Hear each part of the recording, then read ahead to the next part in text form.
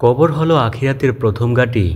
এই কবরে যে নাজাত পেয়ে যাইবে তার পরকালীন জিন্দেগিটা সুন্দর হবে, আর ওই অন্ধকার কবরে যে ধরা পড়ে যাইবে তার কবরের জিন্দেগিটা বড়ই ভয়ানক হবে। প্রিয় দর্শক, আজকের ভিডিওতে আমি আপনাদেরকে এমন 13টি আমলের কথা বলবো, যেই 13টি আমল যদি জীবনে সব সময় করতে পারেন, ইনশাআল্লাহ আপনার কবরের মধ্যে নূরের বাতি জ্বালিয়ে দেবেন রব্বুল আলামিন। তো প্রিয় দর্শক, আপনি কি চান যে আপনার কবরে নূরের বাতি জ্বলুক? যদি চেয়ে থাকেন, ইনশাআল্লাহ এই 13টি আমল সম্পূর্ণ ভিডিওটি দেখে এইখান থেকে শিখে পরবর্তীতে প্রতিনিয়ত এই আমলগুলো করার চেষ্টা করিবেন ইনশাআল্লাহ। তো প্রিয় দর্শক, আজকের ভিডিওতে আমি 2টি পার্ট সম্পর্কে আলোচনা করব। প্রথম পার্টে আলোচনা করব কবরের আযাবের ভয়াবহতা সম্পর্কে, দ্বিতীয় পার্টে আলোচনা করব কোন সেই 13টি আমল। তো চলুন প্রথমে আলোচনা করা যাক কবরের আযাবের ভয়াবহতা সম্পর্কে। নবীজি সাল্লাল্লাহু আলাইহি ওয়াসাল্লাম বলেন, যখন বদকারের রুহটা কবজ করা হয় তখন এই বদকারের রুহটাকে একটি দুর্গন্ধযুক্ত রুমালে পেঁচাইয়া আল্লাহ তাআলার ফেরেশতারা আকাশের দিকে নিতে থাকে। তখন এই প্রথম আসমান দ্বিতীয় আসমানের ফেরেশতারা শুধু বলতে থাকে, কার রুহ থেকে এমন পচা দুর্গন্ধ বের হচ্ছে, এটা কে? তার উপর আল্লাহর অভিশাপ পড়ুক। আর তখন আল্লাহ তাআলা বলে, ও ফেরেশতারা, একে আর উপরে আইনো না, একে তোমরা নিয়ে কবরের মধ্যে তার দেহের মধ্যে প্রবেশ করিয়ে দাও। দেহের মধ্যে প্রবেশ করিয়ে দেওয়ার পর সাথে সাথে 2জন ফেরেশতা আসিয়া তাকে বসাইলে তাকে প্রশ্ন করে, তোমার রব কে? তোমার ধর্ম কে? তোমার নবী কে? সে কি বলতে জানে? শুধু সে বলতে জানে এটাই, লা আদ্রি, লা আদ্রি, লা আদ্রি, আমি কিছুই জানি না, আমি কিছুই জানি না, আমি কিছুই জানি না। আল্লাহ তখন ফেরেশতাদেরকে গায়েবীভাবে আওয়াজ দেন, ও আমার ফেরেশতারা, এই নাফরমানটা দীর্ঘ 40, 50, 60, 70 বছর হায়াত পায়ও আমি আল্লাহকে বিশ্বাস করে নাই, আমি আল্লাহর হুকুম আহকামগুলোকে মেনে চলে নাই। আজকে তোমরা তাকে ধরো, তার কবরের মধ্যে জাহান্নামের লাইন লাগিয়ে দাও। তখন ফেরেশতারা তার কবরের মধ্যে জাহান্নামের আযাব দিতে শুরু করবে। আল্লাহ রব্বুল আলামিন তখন 2জন ফেরেশতাদেরকে পাঠাইবেন, যেই 2জন ফেরেশতা কেউ কানেও শোনে না, চোখেও দেখে না। তারা শুধু সারাটা জিন্দেগি ভর কিয়ামতের আগ পর্যন্ত এই কবরের মধ্যে শুধু পিটাইতেই থাকবে, পিটাইতেই থাকবে। দেখেন, এই যে দুনিয়াতে যদি একজন মানুষ চিৎকার দেয়, যদি একজন মানুষ কানে শোনে, তখন তার কাছে একটু মায়া লাগে, হায় রে, এই যে মানুষটা চিৎকার দিচ্ছে, অথবা চোখে দেখলে, কান্না দেখলে একটু মায়া লাগে। কিন্তু এই ফেরেশতারা তো কানেও শুনবে না, চোখেও দেখবে না, তো কিভাবে তাদের মায়া লাগবে প্রিয় দর্শক? তখন এইভাবে পিটাইতেই থাকবে। এমন এক বিষধর সাপ পাঠাইবেন, সেই বিষধর সাপ আইসা কিয়ামত পর্যন্ত ধ্বংসন করতে থাকবে। আর ওই বিষধর সাপ সম্পর্কে নবীজি সাল্লাল্লাহু আলাইহি ওয়াসাল্লাম বলেন, ওই বিষধর সাপ যদি দুনিয়াতে একটু নিঃশ্বাস ফেলতো, তাহলে দুনিয়ার সব শস্য সম্পদ ফসলাদি বিনষ্ট হয়ে যাইত, আর কোনো বীজ কখনোই উৎপাদিত হইতো না। প্রিয় দর্শক, এতটাই বিষ। আবার কিয়ামতের পরে আবার হাসরের মাঠের হিসাব, তারপরে আবার জাহান্নামের নিয়ে তো আবার আরও শাস্তি আছেই প্রিয় দর্শক। এটা হচ্ছে কিয়ামতের আগের শাস্তি। তো নবীজি সাল্লাল্লাহু আলাইহি ওয়াসাল্লাম আরও বলেন, 2 পাশের মাটির এমন জোরে চাপ দিবে, এক পাঁজরের হাড় অন্য পাঁজরে ঢুকে যাবে, এবং তার বিছানা হবে আগুনের কয়লার বিছানা। নাউজুবিল্লাহ, আল্লাহ তাআলা আমাদেরকে এমন আযাব থেকে রক্ষা করুক। কবরের মধ্যে এমন আযাব, না জানি জাহান্নামের মধ্যে নিয়ে কেমন আযাব দেওয়া হয়। পক্ষান্তরে একজন বদকার, একজন নেককার ব্যক্তি যদি যখন মারা যায়, তখন তার রুহটাকে আজরাইল আলাইহিস সালাম অন্যান্য ফেরেশতারা সুগন্ধিযুক্ত রুমালের মধ্যে পেঁচাইয়ে আকাশের মধ্যে নিতে থাকে। আকাশের কাছে নেওয়ার পর তখন অন্যান্য ফেরেশতারা বলতে থাকে, কার এই শরীর থেকে আজকে এমন মেশকের ঘ্রাণ বের হচ্ছে, কার এমন ধন্য কপাল, কোন পিতামাতায় এই সন্তানটাকে জন্ম দিয়েছে। তখন তার জন্য দোয়া করে, পিতামাতার জন্যও দোয়া করে। তখন আল্লাহ তাআলা গায়বীভাবে আওয়াজ দেন, ও ফেরেশতারা, এই আমার বান্দা অথবা বান্দিটার রূহটাকে তার দেহের মধ্যে প্রবেশ করিয়ে দাও। দেহের মধ্যে প্রবেশ করিয়ে দেওয়ার পর 2জন ফেরেশতা আসে, মুনকার ও নাকির ফেরেশতা আইসা তাকে প্রশ্ন করে, তোমার রব কে? সে বলে আল্লাহ। তোমার ধর্ম কি? সে বলে ইসলাম। তোমার নবী কে? সে বলে মুহাম্মাদুর রাসূলুল্লাহ সাল্লাল্লাহু আলাইহি ওয়াসাল্লাম। সাথে সাথে ফেরেশতারা খুশি হয়ে যায়। আল্লাহ তাআলার পক্ষ থেকে গায়বীভাবে আওয়াজ আসে, ও ফেরেশতারা, আমার এই বান্দাটাকে সে আমার বন্ধু, এই বান্দাটাকে তোমরা জান্নাতের সাথে একটা কানেকশন করিয়ে দাও। নবীজি সাল্লাল্লাহু আলাইহি ওয়াসাল্লাম বলেন, আল্লাহ বলেন, ও ফেরেশতারা, তার কবরটাকে এত দূর পর্যন্ত প্রশস্ত করে দাও, চওড়া করে দাও, যত দূর পর্যন্ত তার চোখ যায়। সমস্ত জান্নাতি নাজ নিয়ামত তাকে ভোগ করার মতো ক্ষমতা দিয়ে দাও। সুবহানাল্লাহ। তখন আল্লাহর হুকুমে সব নাজ নিয়ামত সে ভোগ করতে পারবে, জান্নাতি নাজ নিয়ামত। নবীজি সাল্লাল্লাহু আলাইহি ওয়াসাল্লাম বলেছেন, সে কিয়ামত পর্যন্ত এইভাবেই কবরের মধ্যে জান্নাতি নাজ নিয়ামত ভক্ষণ করতে পারবে। সুবহানাল্লাহ।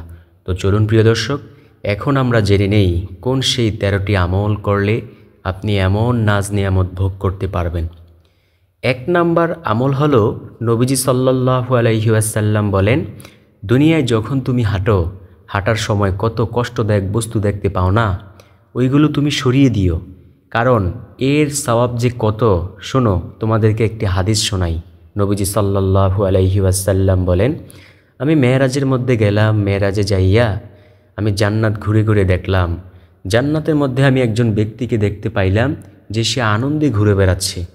নবীজি সাল্লাল্লাহু আলাইহি ওয়াসাল্লাম জিব্রাইল আলাইহিস সালামকে বললেন, জিব্রাইল, সে কি এমন খুশি, কার কারণে সে এমন খুশি? জিব্রাইল আলাইহিস সালাম বলেন, ও নবী, সে দুনিয়ায় বেঁচে থাকা অবস্থায় রাস্তা দিয়ে হাঁটছিল, তখন সে রাস্তার মধ্যে একটি কষ্টদায়ক বস্তু দেখতে পায়, অর্থাৎ মানুষের চলাচলে কষ্ট হয় এমন একটা কষ্টদায়ক বস্তু দেখতে পায়, যেমন একটা খেজুরের ডাল, এমন কিছু দেখতে পায়। তখন সে এটা রাস্তা থেকে সরিয়ে একটু পাশে রেখেছিল। দয়াময় রব্বুল আলামিনের কাছে এই আমলটা এতটাই পছন্দ হয়েছে যে আল্লাহ রব্বুল আলামিন এই আমলের উসিলায় তাকে জান্নাতে দিয়ে দিয়েছেন। সুবহানাল্লাহ। তাই সে জান্নাতের মধ্যে এমন আনন্দে ঘুরে বেড়াচ্ছে। আল্লাহু আকবার। তো প্রিয় দর্শক, আমরাও যখন রাস্তা দিয়ে হাঁটি তখন অনেক কষ্টদায়ক বস্তু দেখতে পাই, এগুলো আমরা অবশ্যই রাস্তা থেকে সরিয়ে দেব ইনশাআল্লাহ। আল্লাহ সুবহানাহু ওয়া তাআলা আমাদেরকে এমন মর্যাদার আসনে অধিষ্ঠিত করতেও পারেন। 2 নাম্বার যে আমল, তা হলো বেশি বেশি বলা, রদিতু বিল্লাহি রাব্বা ওয়া বিল ইসলামি দীনা ওয়া বি মুহাম্মাদিন সাল্লাল্লাহু আলাইহি ওয়াসাল্লামা নাবিয়্যা ওয়া রাসূলা। নবীজি সাল্লাল্লাহু আলাইহি ওয়াসাল্লাম বলেন, যে ব্যক্তি বলবে রদিতু বিল্লাহি রাব্বা, আমি আল্লাহ তাআলাকে রব হিসেবে, ওয়া বিল ইসলামি দীনা, আমি ইসলামকে ধর্ম হিসেবে, ওয়া বি মুহাম্মাদিন সাল্লাল্লাহু আলাইহি ওয়াসাল্লামা নাবিয়্যা ওয়া রাসূলা, এবং নবী মুহাম্মদ সাল্লাল্লাহু আলাইহি ওয়াসাল্লামকে শেষ নবী ও রাসূল হিসেবে পেয়ে সন্তুষ্ট, নবীজি সাল্লাল্লাহু আলাইহি ওয়াসাল্লাম বলেন, তার জন্য জান্নাত অবধারিত হয়ে যায়। আল্লাহু আকবার। তাই আমরা বেশি বেশি বলবো, রদিতু বিল্লাহি রাব্বা ওয়া বিল ইসলামি দীনা ওয়া বি মুহাম্মাদিন সাল্লাল্লাহু আলাইহি ওয়াসাল্লামা নাবিয়্যা ওয়া রাসূলা। 3 নাম্বার আমল হলো, নবীজি সাল্লাল্লাহু আলাইহি ওয়াসাল্লাম বলেন, তোমরা 4টি জিকির করো, যেই 4টি জিকির করলে তোমাদের গুনাহের ময়লাগুলো ঝরে পড়ে যাবে। নবীজি ও আবু হুরায়রা রাদিয়াল্লাহু তাআলা আনহু কোথাও যাচ্ছেন।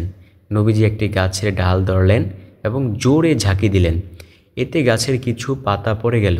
নবীজি সাল্লাল্লাহু আলাইহি ওয়াসাল্লাম বলেন, ও আবু হুরায়রা, শোনো, এই যে আমি একটা ডাল ধরে ঝাঁকি দেওয়ার কারণে কিছু পাতা ঝরে পড়ে গেল, শোনো আবু হুরায়রা, কোনো মানুষ যদি সুবহানাল্লাহি আলহামদুলিল্লাহি লা ইলাহা ইল্লাল্লাহু আল্লাহু আকবার এই 4টি জিকির করে, তার কলব থেকে, তার শরীর থেকে এমনইভাবে গুনাহের ময়লাগুলো ঝরে পড়ে যায়। সুবহানাল্লাহ, আল্লাহু আকবার। তো প্রিয় দর্শক, বুঝতে পেরেছেন কতটা দামি জিকির হলো সুবহানাল্লাহি আলহামদুলিল্লাহি লা ইলাহা ইল্লাল্লাহু আল্লাহু আকবার। 4 নাম্বার যে আমল, নবীজি সাল্লাল্লাহু আলাইহি ওয়াসাল্লাম বলেন, তোমরা বেশি বেশি দান করো, দান করলে তোমাদের বিপদ আপদ বালা মুসিবত দূর হয়ে যাবে। আপনার ঘরের সামনে যদি একজন ভিক্ষুক যাইয়া যদি কিছু চায়, যদি ঘরে থাকে অবশ্যই তাকে আল্লাহর হস্তে দেন, আর যদি না থাকে তাহলে তার সাথে একটা হাসি মুখে ব্যবহার করে দিন, যাতে সে খুশি হয়ে যায়। আপনি যদি বলেন নাই, আজকে কিছু নাই, খালি প্রত্যেক দিন আইসা পড়ে, এমন যদি বাজে ব্যবহার করেন, এতে কিন্তু আল্লাহ তাআলা নারাজ হয়ে যেতে পারে। কারণ কোন আমলে আল্লাহ তাআলা খুশি হয়ে যায় এটা কেউ বলতে পারে না, কোন গুনাহের কারণে আল্লাহ নারাজ হয়ে যায় এটা কেউ বলতে পারে না। নবীজি বলেন, একজন পতিতা মহিলা একজন পতিতা মহিলা একটি বিড়ালকে অথবা কুকুরকে পানি খাওয়ানোর কারণে ওই জাহান্নামী মহিলা জান্নাতে চলে গিয়েছে। আবার একজন নেককার নারী একটি বিড়ালকে বেঁধে রাখার কারণে ওই বিড়ালটা খানাপানায় কষ্ট পাইয়া মারা গেছে, যার কারণে আল্লাহ তাকে ওই জান্নাতি নারীটাকে জাহান্নামে দিয়ে দিয়েছে। তার মানে হলো কোন দিনের আমল আল্লাহ কবুল করে নেয় এটা কেউ বলতে পারে না। পঞ্চম নাম্বার যে আমল করবেন সেটা হলো নবীজি সাল্লাল্লাহু আলাইহি ওয়াসাল্লাম বলেন, তোমরা যদি জান্নাতের গুপ্তধনের সন্ধান চাও তাহলে বেশি বেশি লা হাওলা ওয়ালা কুওয়াতা ইল্লা বিল্লাহ এর জিকির করো, কারণ এটাই হলো জান্নাতের গুপ্তধনের মধ্যে একটি গুপ্তধন।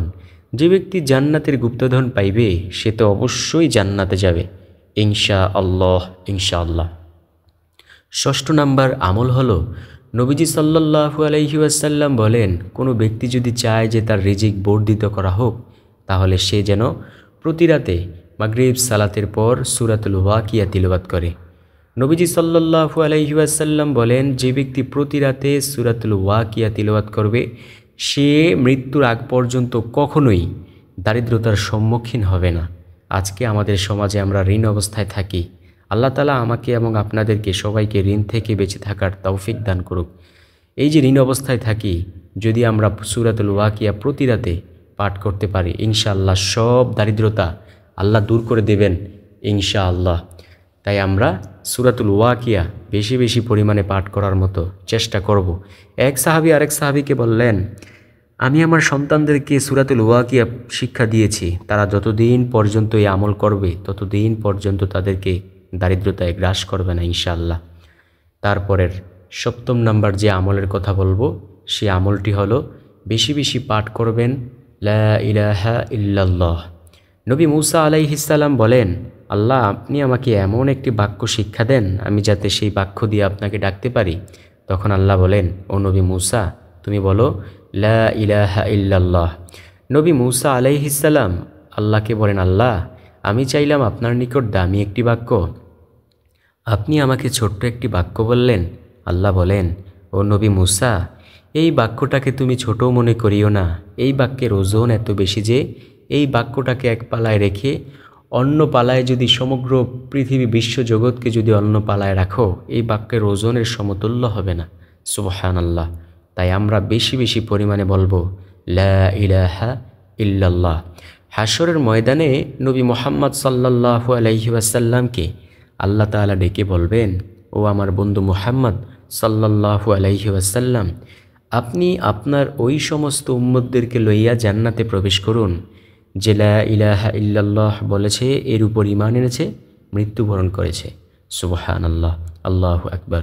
নবীজি বলেন, যার জীবনের শেষ কথা হবে লা ইলাহা ইল্লাল্লাহ সে অবশ্যই জান্নাতি হবে ইনশাআল্লাহ।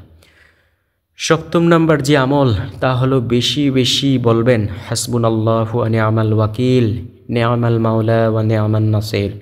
আপনি যদি এটা বেশি বেশি পরিমাণে পাঠ করতে পারেন ইনশাআল্লাহ আল্লাহ সব বিপদ আপদ থেকে বালা মুসিবত থেকে আপনাকে রক্ষা করবেন ইনশাআল্লাহ। অষ্টম নাম্বার যে আমলের কথা বলবো, নবীজি সাল্লাল্লাহু আলাইহি ওয়াসাল্লাম বলেন, যে ব্যক্তি সকাল সন্ধ্যা নিয়মিত মসজিদে জামাতে সালাত আদায় করতে যায় আল্লাহ রাব্বুল আলামিন তার জন্য জান্নাতের মধ্যেও উত্তম মেহমানদারির ব্যবস্থা করেন। সুবহানাল্লাহ।